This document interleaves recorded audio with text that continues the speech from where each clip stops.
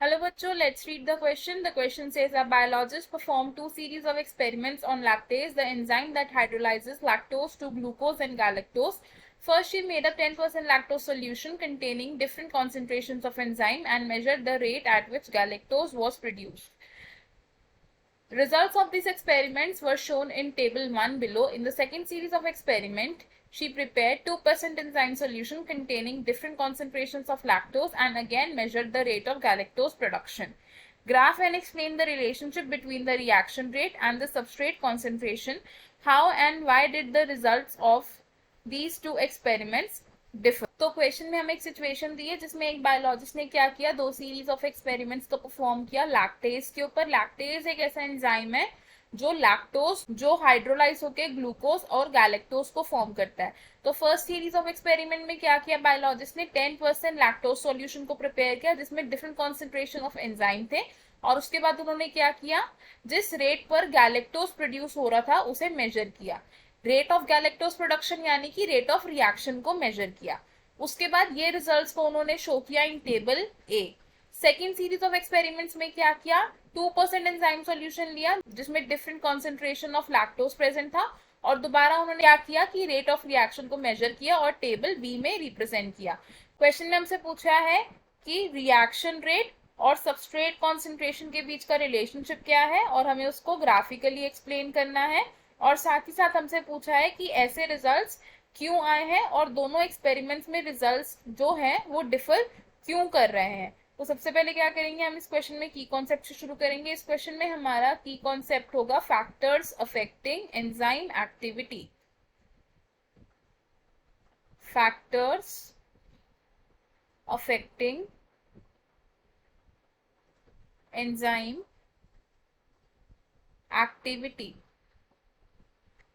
अब एक एंजाइम की एक्टिविटी को या एक एंजाइम के एक्शन को बहुत सारे फैक्टर्स अफेक्ट कर सकते हैं, जैसे कि temperature,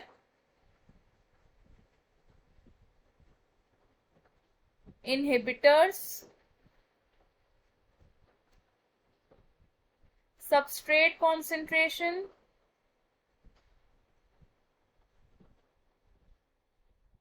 enzyme concentration,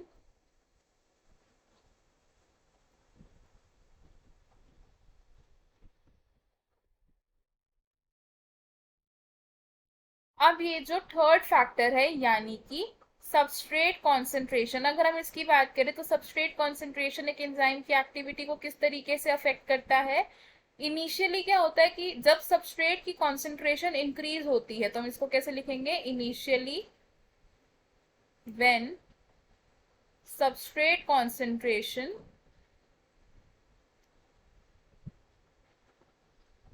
increases,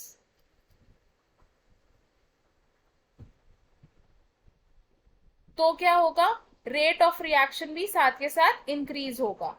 rate of reaction will increase, लेकिन ऐसा एक पर्टिकुलर पॉइंट तक होगा, क्योंकि कि उस लिमिट के बाद सबस्ट्रेट की कॉन्सेंट्रेशन अगर इंक्रीज हो भी जाए तो रिएक्शन रेट इंक्रीज नहीं होगा। तो हम इसे लिखेंगे but it happens up to a particular point। क्यों, क्योंकि बियॉन्ड दैट पॉइंट अगर सबस्ट्रेट की कॉन्सेंट्रेशन इंक्रीज हो भी जाए तो रिएक्शन रेट सेम रहेगा और वो इंक्रीज नहीं होगा।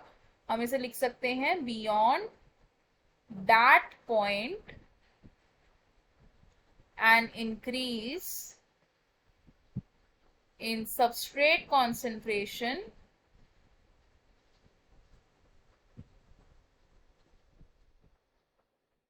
will not increase the rate of reaction।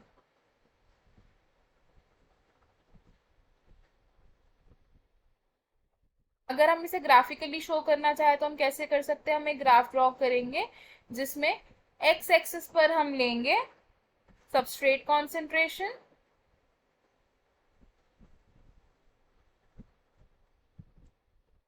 और वहीं y एक्सिस पर हम लेंगे रिएक्शन रेट।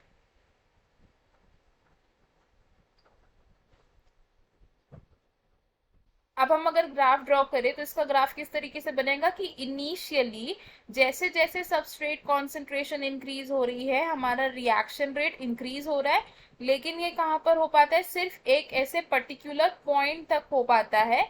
उसके बाद सबस्ट्रेट की कॉन्सेंट्रेशन इंक्रीज होगी लेकिन हमारा जो रिएक्शन रेट है वो सेम रहेगा। तो क्या हो रहा है इस ग्राफ में, इनिशियली जैसे जैसे सबस्ट्रेट कॉन्सेंट्रेशन इंक्रीज हो रही है हमारा रिएक्शन रेट इंक्रीज हो रहा है, लेकिन एक पॉइंट ऐसा आएगा जब सबस्ट्रेट कॉन्सेंट्रेशन इंक्रीज होगी लेकिन हमारा जो रिएक्शन रेट है वो सेम रहेगा। अब क्वेश्चन के सेकंड पार्ट में हमसे पूछा था कि हमारे पास दो अलग अलग तरीके के रिजल्ट्स क्यों आए हैं, क्योंकि फर्स्ट टेबल में बच्चों क्या डिस्क्राइब किया था, रिएक्शन रेट और एंजाइम कॉन्सेंट्रेशन। तो अगर हम रिएक्शन रेट और एंजाइम कॉन्सेंट्रेशन की बात करें तो ये directly proportional to each other होते हैं। Enzyme concentration is directly proportional to rate of reaction. क्या मतलब है इसका, कि जितना ज्यादा एंजाइम कॉन्सेंट्रेशन इंक्रीज होता रहेगा उतना ही ज्यादा रेट ऑफ रिएक्शन इंक्रीज होता रहेगा।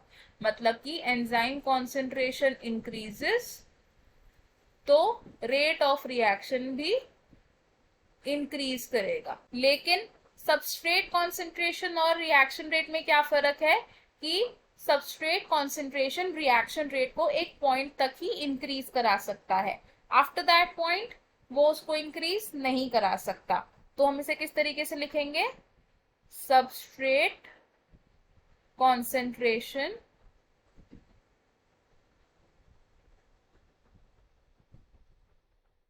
will increase rate of reaction only up to a certain point। और इस पॉइंट के बाद क्या होगा कि रेट ऑफ रिएक्शन इंक्रीज नहीं करेगा अगर सबस्ट्रेट कॉन्सेंट्रेशन इंक्रीज करे तो भी।